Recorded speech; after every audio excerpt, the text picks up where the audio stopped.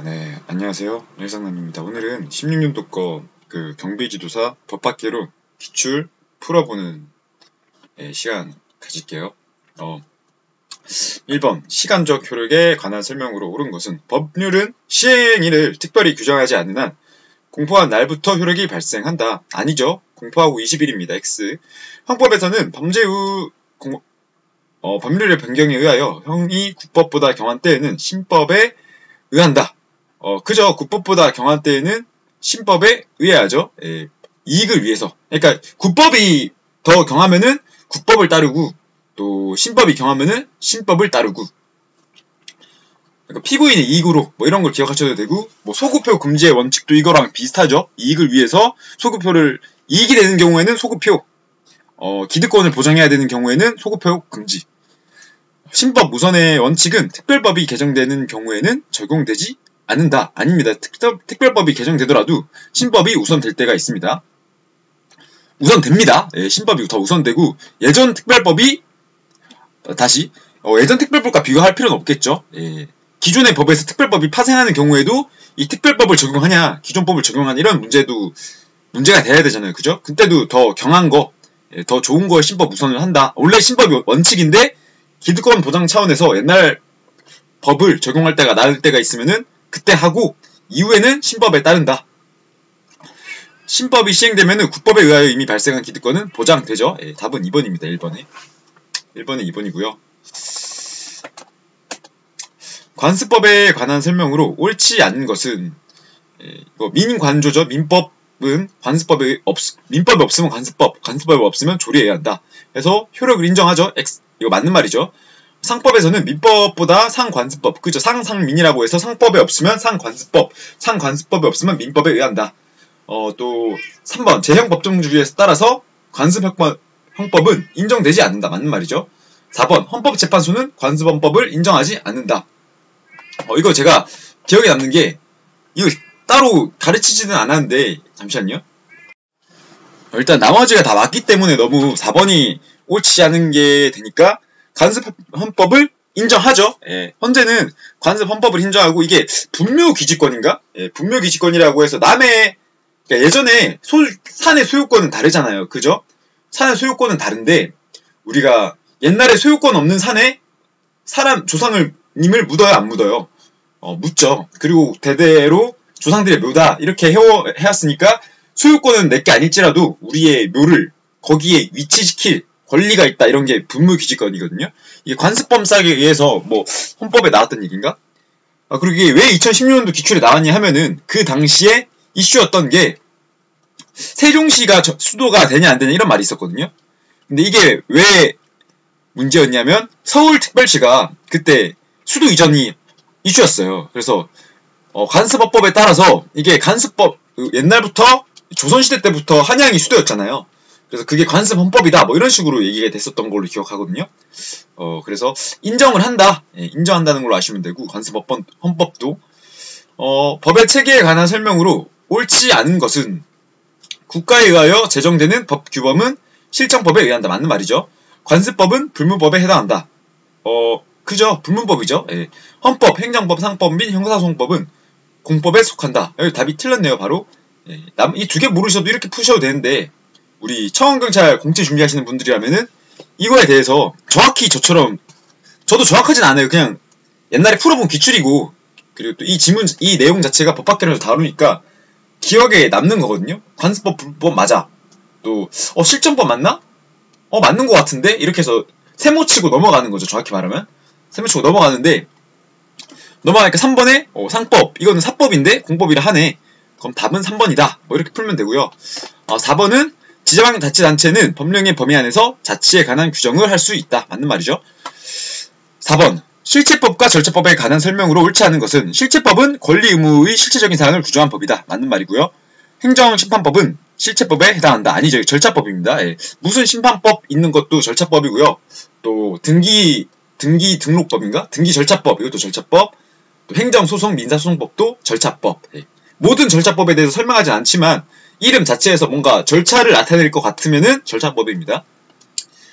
또 절차법은 권리 의무 실현을 위한 수단과 방법, 그러니까 절차를 규정한 법 맞는 말이죠. 이것도 부동산 등기법은 절차법에 해당한다. 맞는 말입니다.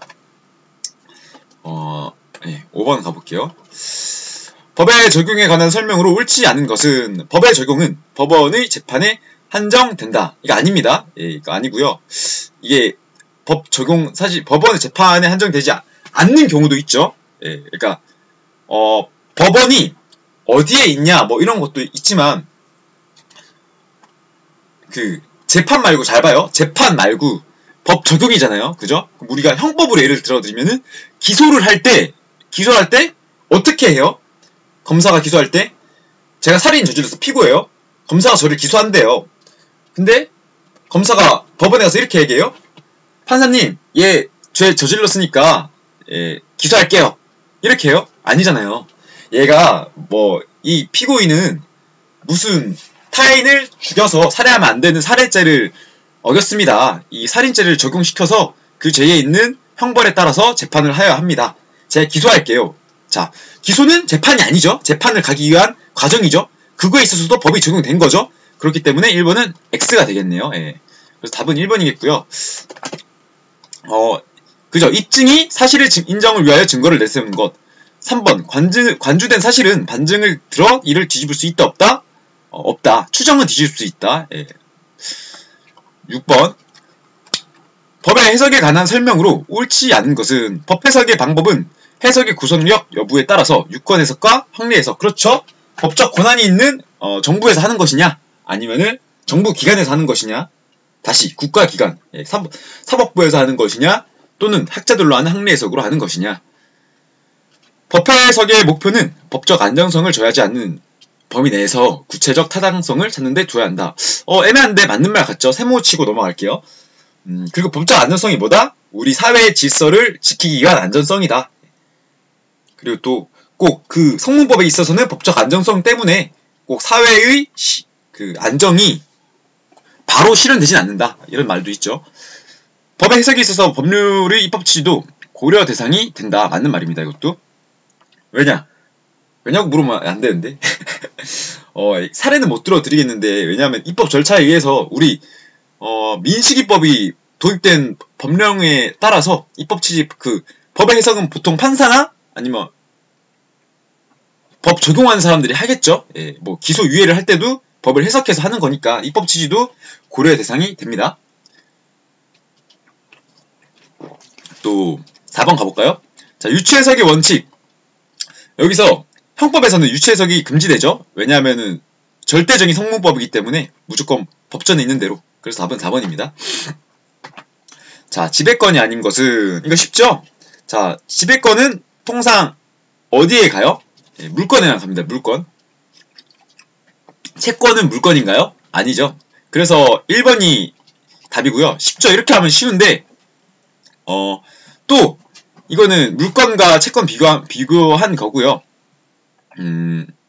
지배권 자체가 뭐예요? 타인의 물건을 지배하는 거예요. 타인의 물건을 배타적으로 지배하는 것. 예. 그 타인의 물건이라기보다 물건 자체를 지배하는 것. 내 의사대로 할 수 있는 것. 예. 사람 말고요. 그래서 소유권, 내 물건 마음대로 할 수 있죠? 저당권은 뭐예요? 예. 그거 하는 거죠? 그 사람이 그 물건의 땅이나 뭐 부동산에 저당 잡혔다가 뭐예요? 팔리는 돈의 소유권에 대해서 처분되는 그 가치에 대해서 내가 먼저 받을 수 있어. 그러니까 채권적 개념이긴 한데 저당권 자체가 내가 돈 빌려줄 테니까 네 거에 물건 저당 잡는다. 너 물건 팔면은 내 거 먼저 우선 해줘야 돼. 가 저당권이고 유치권은 뭐다? 야, 너 나한테 돈 빌렸잖아. 그지? 아니면 내가 너한테 채권이 있잖아. 너가 채무가 있고 내가 너한테 일을 해줬으니까 의무를 해줬으니까 너도 나한테 합당하는 권리를 줘야 돼. 때문에 네가 그 소유권 자체가 가지고 있다 하더라도 마음대로 부동산을 팔면 안 돼. 아니면 경매에 붙이면 안 돼. 이게 뭐다? 유치권이다. 저작권은 소유권적 개념이죠. 예. 죄송합니다. 밑으로 안 들어가죠. 자, 아리스토텔레스의 정의론에 관한 설명으로 옳은 것은 오랜만에 나온 것 같은데 한번 풀어볼게요.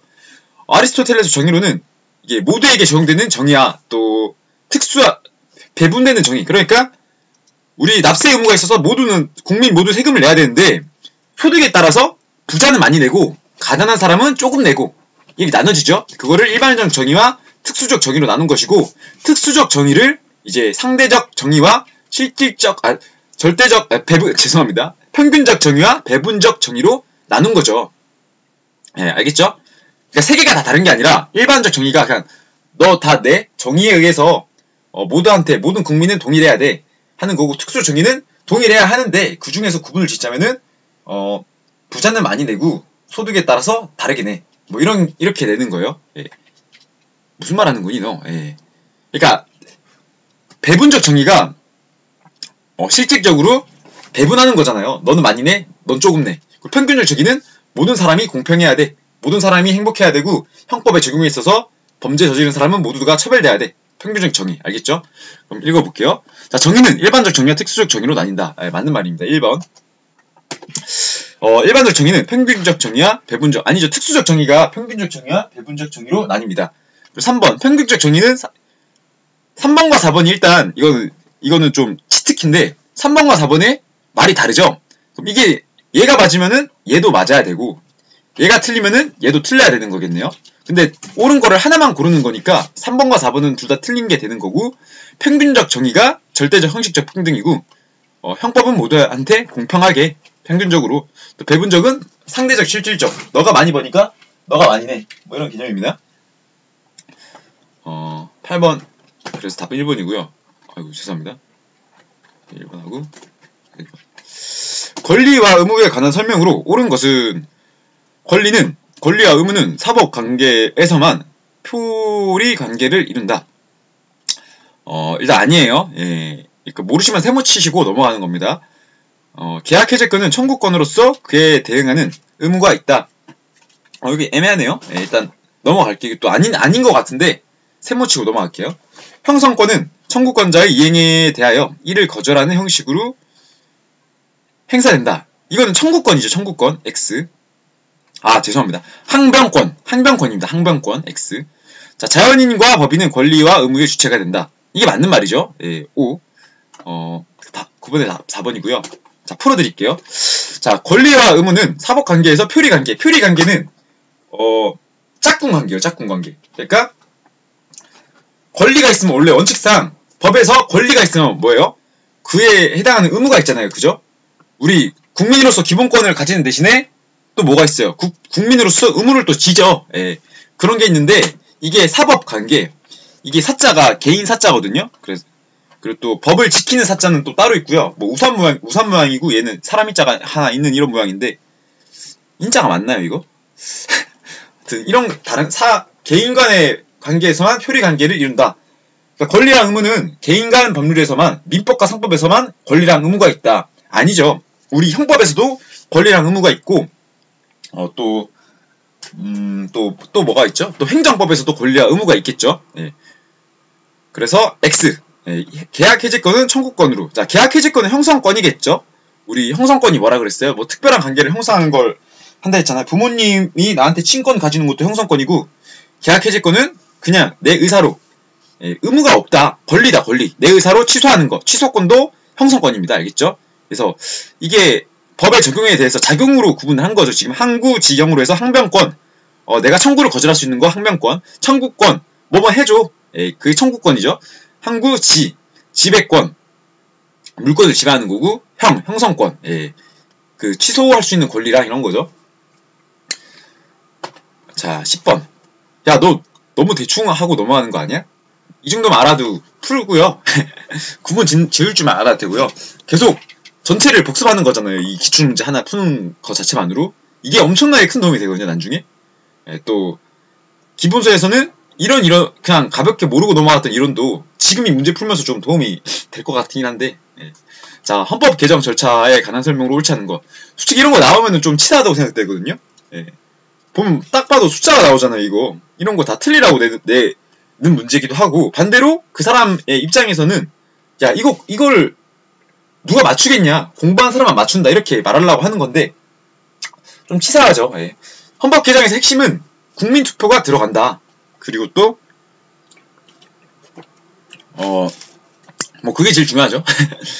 발의를 누가 하냐? 발의는, 자, 일단 핵심부터 써드릴게요. 마지막에 국민투표가 들어가고 국민투표가 과반수 이상 넘어간 순간 확정이 돼서 이제 공포를 합니다. 20일 뒤에 이것도 효력이 발생할 거예요 아마. 별다른 시효 기간이 없으면. 그래서 입법 있고 그리고 입법 제한이 있고 또 이제 투표해야죠. 국회의원이랑 하는 거고 입법 제한을 하는 게 누가 있어요? 대통령이나 국회의원이 합니다. 이거 하는데 얘가 어떻게 하겠어요? 과반수입니다. 과반수. 처음에 과반수. 예. 자, 여기서 핵심은 3분의 2냐 과반수이냐 이거를 결정 짓는 게 중요한데 잘 봐요. 자, 국민 투표가 중요한데 3분의 2가 투표하려고 움직이면 힘들지 않을까요? 예, 그래서 과반수의 투표가 있어야 됩니다. 헌법 개정의 마지막에 통과하려면 과반수 이상의 투표를 해야 되고요.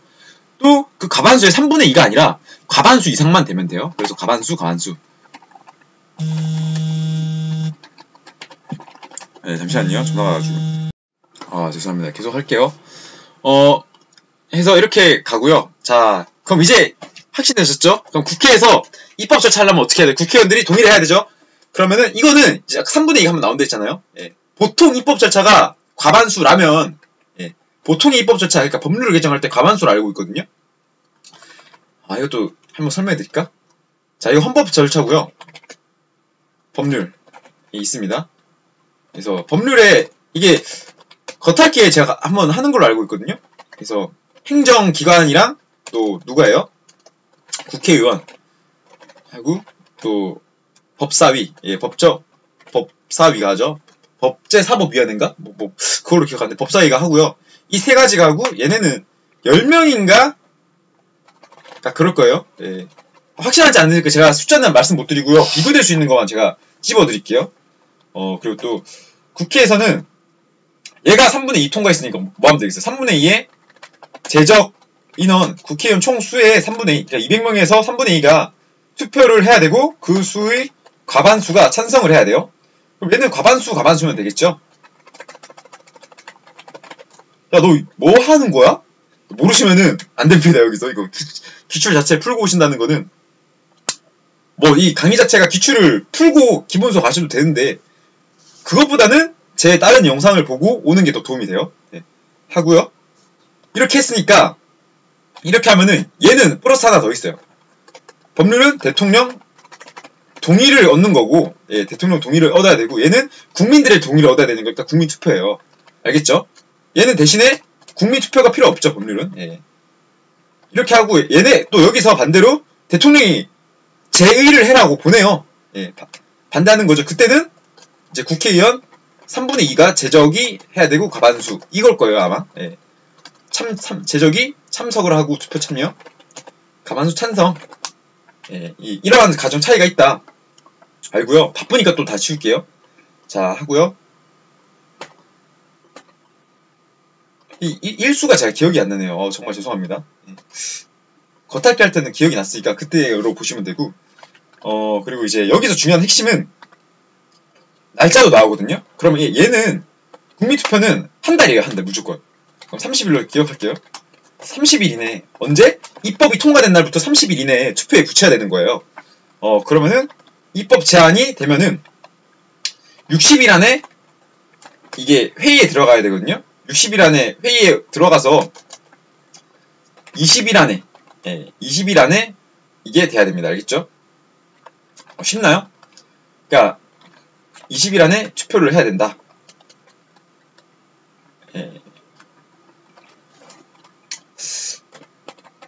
이게 맞을 거예요 아마. 그러니까 입법 제한이 되면 60일 안에 이 국회가 열려야 되고 그 60일 국회가 열리면 이 투표에 대해서 20일 안에 열렸으면은 참석을 해야 되나? 뭐 그런 개념이고요. 그 다음에 국민투표 여기서 결정이 났잖아요. 국민투표에 붙이겠다. 이 국회 자체는 국민투표에 붙이니 많이라는 투표니까 붙이자라고 과반수가 3분의 2가 제적해서 과반수가 찬성했으면은 어때요? 그러면은 국민투표에 30일 안에 붙여서 다 하고 결정을 받아서 바로 과반수 되는 순간 확정. 알겠죠? 그러니까 이 두 개를 곱하면 60이니까 600인데 뭐 나누기 10 이런 식으로 해도 되고 그거는 법학개론 기본 강의에서 가르쳐 드리지만 기출을 오는 거는 100% 다 알고 가면 좋지만 애매하게 알아도 이렇게 핵심만 기억해서 풀면 되거든요. 그래서 답은 1번이고요. 1번이란다. 2번이 틀렸죠. 60일이 아니라 3분의 2 이상 찬성이니까 20일이겠네. 20일. 30일은 뭐다? 국민투표. 그래서 2번이고요. 헌법 개정은 국회 제적의 가반수 또는 맞는 말이죠 이거. 그리고 또 임기 연장을 위한 거는 안 됩니다. 그래서 이번에 그 문 대통령이 헌법 개정안 냈을 때 일단 이게 안 됐지만 아예 국민투표도 못 갔던 걸로 기억하는데 그때 당시에 임기 연장을 하자. 임기 연장 말고 뭐예요? 그러니까 한 번 더 할 수 있게 재선이 가능하게끔 하자. 우리도 다른 나라처럼 이렇게 얘기를 했는데 자기 다음부터 그게 되는 거죠. 그리고 임기 연장이 되었던 대통령이 누구 있어요? 박정희 대통령 아닌가요? 박정희 대통령님이죠, 님. 박정희 대통령님. 그때 당시에 이게 됐었고, 지금 헌법에서는 안 됩니다. 이게 마지막 88년도에 헌법 개정돼서 안 된 걸로 기억하고요. 또 헌법 개정안은 국회가 의결한 후 30일 이내. 맞는 말이죠. 아까 설명해드렸죠. 그래서 해드렸고, 1번 기본권의 주체에 관한 설명으로 오는 것은 그래서 이거 가면은 뭐 이동의 자유, 또 보면은 생명의 자유, 정신적 자유 뭐 이런 거 여러 가지 표현의 자유 이런 거 많죠. 그래서 외국인은 대한민국에 입국할 자유를 보장받는다. 아니죠. 이거 자유를 보장 안 될 수도 있죠. 마약 사범 이런 거 보장 안 해주잖아요. 그죠? 야, 그거는 범죄자니까 그렇게 생각하면 안 돼요. 이게 왜 반대냐면은 국내인을 볼게요. 국내인은 범죄자라도 구속되지 않는 한 왔다 갔다 마음대로 할 수 있죠. 또 심지어 재판에 들어가도 재판 중이라도 왔다 갔다 할 수 있고, 우리가 어디 가는데 제한이 안 되잖아요. 거주 이전에 있어서. 근데 외국인은 거주 이전에 좀 자유가 있기 때문에 입국할 때도 심사받고 하잖아요. 그죠? 그래서 이거 기억은 틀렸고요. 태아는 제한적으로 기본권의 주체가 될 수 있습니다. 행복추구권을 가진다. 자, 사법인은 개인 사자죠. 공법인이 아니라 사법인은 언론 출판의 자유재산권의 주체가 됩니다. 그래서 답은 니은 3번입니다. 3번. 자, 청구권적 기본권에 관한 설명으로 옳지 않은 것은 내가 뭐뭐 할 수 있는 권리죠. 국민이 국가기관에 청원할 때는 법률이 정하는 바에 따라 문서로 해야 합니다. 맞습니다. 문서로 하는 게 맞는데 왜냐 너무 많으니까 또 이게 근거가 있어야 되니까. 그래서 했는데 요새는 어때요? 간소화돼서 전자문서상으로도 인터넷 청와대 청원도 컴퓨터로 해준 것도 문서로 인정한다 해서 일단 문서가 원칙입니다. 이것도 형사 피고인과 달리 형사 피의자에게는 형사 보상 청구권이 없다. 이거 안 되죠. 2번 틀린 것 같고요. 3번 군인이 훈련 중에 받은 손해에 대하여는 법률이 정하는 보상 외에는 이중 배상이 금지됩니다. 단일 배상만 되죠. 5. 재판 청구권에는 공정하고 신속한 재판을 받을 권리뿐만 아니라 재판 절차에서 진술할 권리도 포함된다. 맞는 말입니다. 5. 형사 보상 청구권 말고 피해자 보상 청구권도 있죠. 설명드렸으면 됐고요. 쉬우니까 2번 짚고 넘어갈게요. 근데 여러분 제가 이렇게 한다고 해서 항상 말씀드렸다시피 무조건 지금 맞는 게 아닐 수도 있어요. 영상 밑에 제가 이거는 틀렸습니다라고 써놓는 문제가 있고 풀이를 보시면 이거는 제가 풀어가는 과정을 보여드리는 거니까 그거를 보셔서 이 문제 제가 가령 12번이 틀렸다 하면은 지금 방금은 12번이 맞는 것처럼 했지만 어디가 틀렸나 한번 살펴보시고 왜 헷갈렸나도 본인이 느끼시고 영상 마지막에 제가 틀린 문제에 대해서는 풀이를 한번 하니까 참고하시면 되겠습니다. 13번 탄핵 소추에 관한 거 이거 누가 하는 거예요? 국회가 발의를 하죠. 탄핵 소추권은 심판은 누가 해요? 사법부가 해야겠죠. 입상이니까. 그리고 이거 탄핵은 중요하니까 3분의 2 국회의원 3분의 2가 제적 3분의 2가 해야 된다. 대통령이 그 직무 집행에 있어서 헌법이나 법률을 위배한 때에는 탄핵 소추의 대상이 된다. 맞는 말이죠. 대통령 특권으로 뭐 있어요? 국토분란이나 이런 거 참잘하는 거 외에는 형사소송상에 그 소추가 되지 않는다. 형사소송으로 가지 않는다. 국토분란이나 내란 이런 거 일으킬 거 아니면은 대통령에 대한 탄핵 소추는 국회의원 제적 3분의 2의 찬성이 있어야 의결된다. 맞는 말이죠.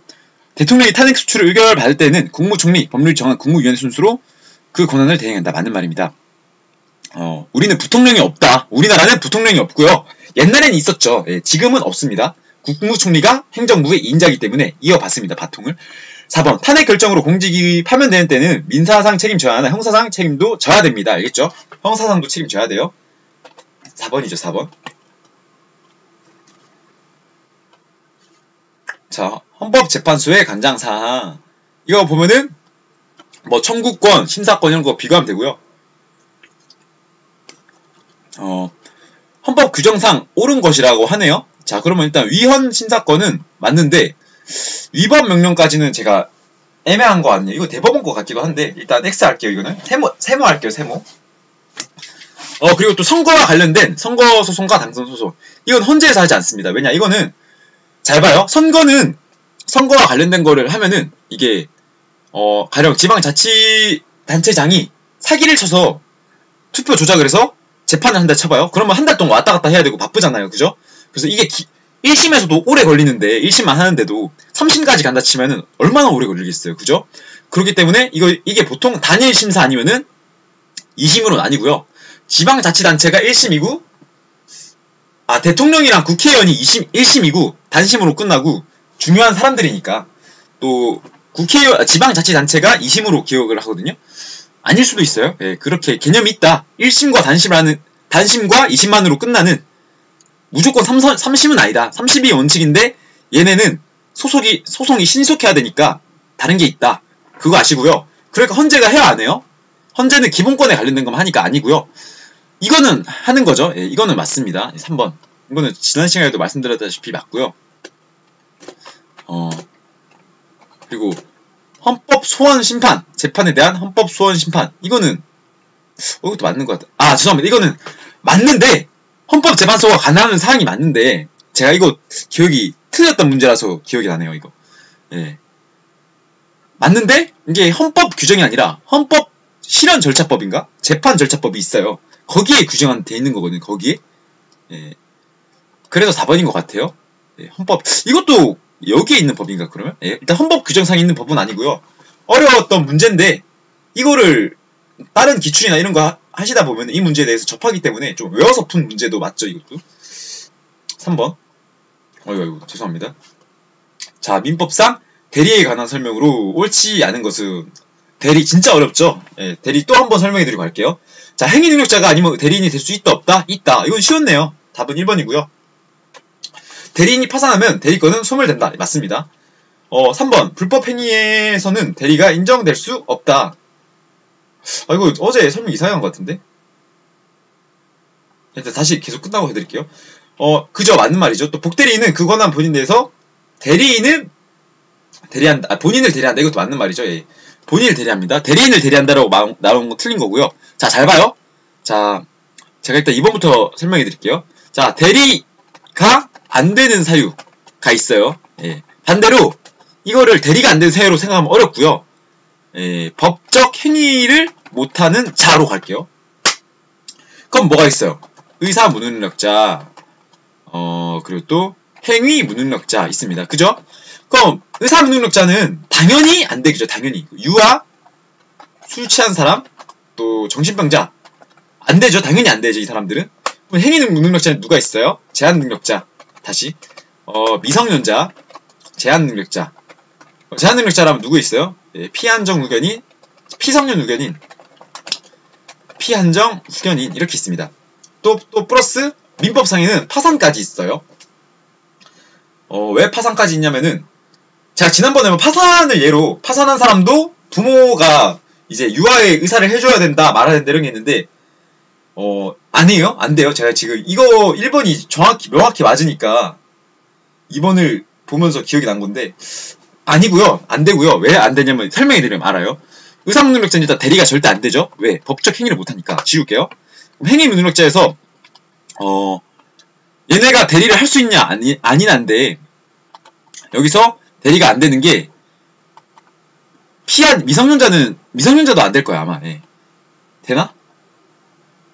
제한능력자 안에서 미성년자 지울게요. 일단 될 것 같아요. 제 생각이. 예, 미성년자도 대리가 될 거예요. 왜냐면은 여러분들이 부모님이잖아요. 애가 있고 애가 17살이에요. 그러면 애가 신분을 할 수 있어요? 없어요? 할 수 있죠. 그래서 돈 주면서 야 일상아 나가서 그거 간장 하나 사와 해서 사와요? 안 사와요? 자, 간장 사는 거 우리 그 계약 관계에서 있을 때 미성년자가 하는 거래행위 이거 허용된다고 했어요? 안 했어요? 안 된다 했죠. 근데 허가 있으면 된다 했죠. 예, 그래서 맞는 행위죠. 맞는 거죠. 예, 그래서 된다. 미성년자 제외하고 그거 보호자의 동의가 있으면 법적 그거 의무를 지는 사람의 관리자 의무 있는 사람의 동의가 있으면 가능하다. 또 제한 능력자에서 피성년 유건인은 그 정신병이나 이런 신체상의 질병으로 법적 행위를 하는 데 있어서 지속적으로 능력이 결여된 자, 얘는 잠깐 결여된 자고요. 파산은 반대로 또 돈으로 이제 자기 그거죠. 채무에 의해서 자기 법적 권한을 분배해서 갚아버린 거, 이런 기결을 하면 되고요. 파산 선고를 하면은 회생까지 파산이에요. 파산. 그러니까 권한이 없다고 봐야 돼요. 왜냐? 파산한 사람은 이제 법적으로 이제 행위를 제한해서 이 사람이 파산 선고했다고 그 법적 권리를 보호받으면 어떻게 돼요? 누구나 돈 빚지고 뭐 하겠어요? 안 갚죠. 다 파산 신청하면 되니까. 그러니까 이걸 회생을 해서 권리를 되찾아야 돼요. 법적 권리를. 알겠죠? 개념을 알겠죠? 파산 선고한다고 좋은 게 아니다. 왜? 법적 행위를 할 수 있는 일부가 제한 능력자로 돼서 안 좋다. 그러니까 이거를 제한 능력이 빠진 사람 어떻게 되겠어요? 뭐 하나 할라 해도 법적으로 제한이 되니까 빨리 이 상태를 벗어나고 싶을 거 아니에요. 그죠? 그럼 올바른 판단을 할 수 있어요? 없어요? 없죠. 가령 파산 상태인 사람한테 제가 10억을 주면서 야 너가 이거 거래 좀 대신하고 와. 알겠지? 하면은 이 사람이 빚이 1억이에요. 1억. 예, 1억 때문에 자기가 파산이 된 거예요. 그러면 이 1억을 갖고 나면은 내가 다시 법적 권리를 찾을 수 있는데 흔들려요? 안 흔들려요? 흔들리죠? 그렇기 때문에 아예 이걸 막기 위해서 제한 능력자가 되었다라고 생각을 하면 되고요. 피성년 후견인은 지속적으로 결여되었기 때문에 안 되고, 피한정 후견인. 자, 잘 봐요. 피한정 후견인은 미성년자랑 좀 비슷하다고 보면 돼요. 예, 조금 피성년 후견인은 지속적으로 결여된 사람이니까 아예 아파서 뭐 식물인간 이런 것도 그게 되죠. 피성년 후견인으로 봐야죠. 예, 아니면 또 팔 다리가 없어서 의사 능력은 있는데 제대로 뭐 지장 못 찍고 뭐 그런 사람 있잖아요. 그죠? 반대로 팔은 있는데 지문이 없다. 처벌에 지문이 없어요. 그럼 지장은 못 찍는 대신에 사인을 할 수 있죠. 뭐 그런 개념으로 해서 야 너가 내 대신에 서명하고 와 이렇게 해볼게요. 그러면 지장 못 찍는 사람은 지문 찍으면 되죠. 이거 사인하면 되죠. 예. 아니면 또 반대로 애매한 정신병자. 그러니까 20살인데 의사능력이 미성년자인 거예요. 정신연령이 13세다 이런 사람 있잖아요. 그럼 그런 사람한테 심부름 시켜서 사오라 하면은 효력이 있어요? 없어요? 있어야죠. 예. 그래서 피한정 후견인은 어떨 때? 그 피한정 후견인의 동의가 있을 때 피한정 후견인의 죄송합니다. 이것도 후견인이 아니 한정 후견인의 동의가 있을 때. 자, 여기 또 용어 설명해드리고 할게요. 이거 이번 파트 어려웠네요. 예. 항상 제가 1시간에 끝내고 싶은데 피한정 후견인 한정 후견 개시. 자, 한정 후견 개시를 받은 자는 피한정 후견이에요. 또 한정 후견 개시를 하는 자는 한정 후견하는 자는 한정 후견인이에요. 차이가 뭐예요? 자, 상속에 있어서 피상속인은 피 흘리면서 죽었대요. 죽었으니까 내 물건 줘요, 안 줘요? 자식한테 주죠. 피상속인, 유산을 주는 사람을 피상속인, 받는 사람을 상속인. 자, 그럼 반대로 피한정 후견인, 한정 후견 개시를 받은 사람, 정신이 이상한 사람 말한 거겠죠. 그리고 이 사람의 법적 동의가 있는 사람, 뭐 권한을 대신해주는 사람, 도와주는 사람, 이거를 한정 후견인. 그러니까 한정 후견인의 동의가 있으면은 피한정 후견인도 대리가 된다. 알겠죠? 이렇게 설명하면 좀 개념이 좀 잡히죠. 예. 그래서 답은 파산에 대해서 한번 다시 설명해 드렸고요. 16번 가볼게요. 너무 시간 오래 걸린다. 죄송합니다. 예. 자, 16번 소멸시효 기간이 3년. 이것도 어렵다. 이거 틀리라고 나오는 문제거든요. 원칙만 알려드릴게요. 소멸시효가 채권에 있어서 소멸시효가 발생하죠. 물건에 있어서 소멸시효는 원래 없고요. 예. 채권에 있어서 반대로 취득시효는 있습니다. 물건에 있어서 취득시효는 있어요. 선의, 무과실 뭐 이런 걸로 해가지고 있죠. 선의로 얻은 거 있죠. 또 뭐 등기를 해야 한다, 말아야 된다. 10년, 20년 이렇게 있고요. 소멸시효는 원칙이 10년이에요. 10년. 취득시효 지울게요. 10년인데 10년이 아닌 경우들이 있다. 해서 이 구분을 지으실 때 어떻게 하냐면 일단 금융에 관한 게 5년이거든요. 금융이 5년. 나머지는 더 낮아지죠. 금융에 관한 게 5년이니까. 그럼 여기서 3년인 게 있고 1년인 게 있어요. 3년, 1년. 그럼 1년인 게 제일 좀 채권이 약한 것처럼 보여야 되고요. 3년이 좀 더 가해야겠죠? 그래서 보면은, 얘네들은 이제 임금이고, 법적 행위가 아니에요. 그러니까 돈 관련이거든요? 예, 법적 행위가 아닙니다. 법적 행위가. 근데 얘는 공사와 관련된 채권이래요. 예. 뭐, 그러면 법적 관계가 있죠? 또, 의사의 의사 행위, 또 변호사의 무슨 행위 이런 게 있거든요? 그런 게 3년으로 들어가고요. 법적 행위 좀 비슷한 것 같은 거. 얘는 돈만 관련된 거. 그러니까 사용료나 임금, 숙박료는 이거 돈만 관련됐잖아요? 그럼 1년으로 가고요. 예, 그리고 얘네는 돈 플러스 법 개념이라 해야 되나? 뭐, 그래서 5년으로 갑니다. 이렇게 풀면 돼요. 그래서 답은 4번으로 가시면 되고요. 너는 어떻게 알아? 이거 틀리라고 낸 문제인데? 틀렸으니까 제가 기억을 하죠. 틀렸으니까 저도 풀이를 해가지고 제 나름의 기준을 잡은 거거든요. 그래서 기억이 나고요. 자, 17번. 민법상 동산과 부동산에 모두 성립할 수 있는 물건. 이거는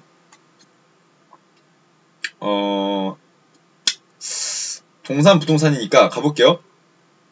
자, 질권은 동산만 되고요. 지역권과 지상권은 부동산만 됩니다. 땅 지자죠. 예, 그래서 부동산에만 되고요. 유치권이 2개가 되겠네요. 답은 2번입니다. 예. 더 이상 유치권과 또 저당권에 대해서 설명 안 들어도 되죠. 민법상 연대 채무자 1인에게 생기는 사유 중에 절대적 효력이 인정되는 경우가 아닌 것은, 이거 진짜 어려운 문제로 기억하거든요. 왜냐면 연대 채무에 대해서 제가 별로 안 가르쳐 드리고, 연대 채무가 공동으로 물건을 살 경우라고 생각을 하시면 편하고요. 또 절대적 효력이 무엇이냐? 절대적이 있으면 뭐가 있겠어요? 상대적 효력이 있다. 예. 절대적은 얘가 무슨 효과가 발생하면 나머지한테도 이 효과가 발생하고요. 상대적은 얘만 이 효과가 발생하는 거예요. 그래서 상계가 무슨 말이냐면은 이런 게 있다 쳐봐요. 이게 연대 채무 말고 그냥 채무 관계에서 제가 100만 원을 빌려줬어요, 친구한테. 근데 친구가 저한테 50만 빌려준 게 있는 거예요. 그러면은 저는 50만 빌렸었고 친구는 100만 빌렸었죠. 그럼 친구가 갚을 때 뭐라 그래요? 야, 너한테 저번에 50만 빌려줬었지? 나 이번에 50만 너한테 준다? 나머지 퉁쳐? 자, 이게 상계입니다. 퉁치는 거. 같은 채무, 관계로 인해서 퉁쳐지는 거. 상계. 그리고 면제. 면제는 하지 말라고 하는 거. 너만 면제해줄게. 아니면 너 빚 면제해줄게. 이런 거고요. 혼, 동은. 이거 비슷한, 같은 걸 말하는 건데,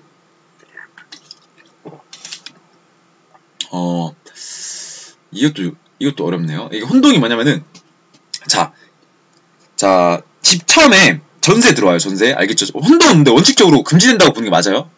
맞진 않고요. 금지된다고 알고 있어요, 저도. 이 개념을 설명해드리면 이해가 될 거예요. 혼동이 처음에 전세를 살아요, 전세. 그죠? 전세를 살고 있습니다. 전세를 살고 있는데, 원래 소유권을 가진 사람은 자기 걸 전세하면 안 돼요. 왜요? 전세 가격대를 올리기 위해서. 그러니까 전세 가격이 올라가면 어떻게 돼요? 저 집이 좋은 집인가? 부동산 가격이 좀 높겠는데? 이렇게 생각을 한단 말이에요, 사람들이. 알겠죠? 그렇기 때문에 원래 소유자가 전세가 안 되는 게 맞죠? 근데 반대인 경우로 가보자고요. 예, 전세권자가 소유권을 가지는 경우가 생겨요? 안 생겨요? 생기죠. 예, 가령 전세 기간이 2년인데 소유권자가 전세금을 못 주겠다 이렇게 얘기를 하는 거예요. 그럼 전세권자가 어떻게 하면 돼요? 그래, 좋다. 너한테 3천만 원 주고 전세 들어왔지? 너 집 5천만 원짜리네? 못 주면 내가 2천만 원 더 줄 테니까 너 집 소유권 나한테 줘. 할 수 있어요? 없어요? 있죠. 자, 근데 여기서 문제가 되는 게 이게 안 돼야 되는데 이 저당권을 잡고 이걸 해버립니다. 2천만 원을 저당 잡고 이 난리를 치는 거예요. 여기 자기 전세권 토대로 나 3천만 원 전세권이 있는데 여기 이 전세권은 토대로 저당 잡아서 내가 나중에 전세권 돌려받으면 너한테 먼저 줄게 하고 2천만 원 더 받았죠. 그럼 2천만 원으로 소유권 사버리는 거예요. 그럼 어떻게 돼요? 소유권자와 전세권자가 같아지는 경우가 생기죠. 이거를 혼동이라고 합니다. 이게 원래 안 돼야 되거든요. 근데 이런 경우가 발생하더라. 예. 저도 옛날에 배운 거라서 찾아본 거라서 기억 안 나는데 이런 경우가 있는 거고요. 이게 연대채무랑 무슨 상관이야? 저도 잘 몰라요. 그냥 법률 용어를 궁금해하시는 분들이 있을 것 같아서 시효 중단은 시효가 중단되는 거고요. 절대적 효력이니까 시효가 중단되면 다 같이 중단돼야 되는 게 맞겠죠. 4번 아닌 것 같고요. 산 게, 한 명이 퉁 치면은, 연대채무에 의해서 퉁 치면은, 모두가 퉁쳐져야 되나요? 아, 이거 진짜 어렵다. 2번, 면제. 한 명이 면제되면 딴 사람에게 있어서, 인정이 될 것 같아요, 이거는. 예. 안 될 것 같아, 이거는. 왜냐면은, 제 친구랑 저랑 3명이서 세탁기를 사다 쳐봐요? 그렇다고 해서 저 혼자 이 세탁기에 의해서, 나 면제할래! 나 알고 보니까 취소권자였어! 라고 해서, 이 2명에게, 그게 사라지면 안 되잖아요. 이 2명에게 제가 돈 받을 권리가 사라지면 안 되잖아요. 나머지 2명에게. 그래서, 2번을 찍을게요, 저도. 애매한데, 이거는 어떻게 연대채무에 발생하는 거지? 예, 넘어갈게요. 일단 너무 시간이 오래돼서. 동상가 했고요. 예. 19번. 경비원이 근무 중 과실로 행인을 다치게 한 경우. 자, 여기서 핵심은 과실입니다. 과실. 경비업자가 행인에 대하여 지는 책임은, 경비업자의 의무니까, 경비업자는 지금 실수를 한 게 없죠. 예, 채무를 불이행한 게 없습니다. 자기는 도급을 따서 열심히 지켜줬고요. 불법행위도 아니에요. 예, 불법행위로, 잠시만요. 불법행위 책임이 될 수도 있겠다. 왜냐면은, 과실로 행인을 다치게 했으니까, 고의 또는 과실로 사람을 다치게 하면 뭐예요? 사람을 다치는 것 자체가 뭐예요? 상해죄잖아요. 상해죄. 과실치상이니까, 불법죄잖아요. 법에 있는, 하면 안 되는, 형법에 있는 과실치상이니까, 불법행위가 맞아요. 예, 근데 불법행위는 보기에 없네요. 그럼 뭐겠어요, 답은? 사용자 책임이다. 예, 1번.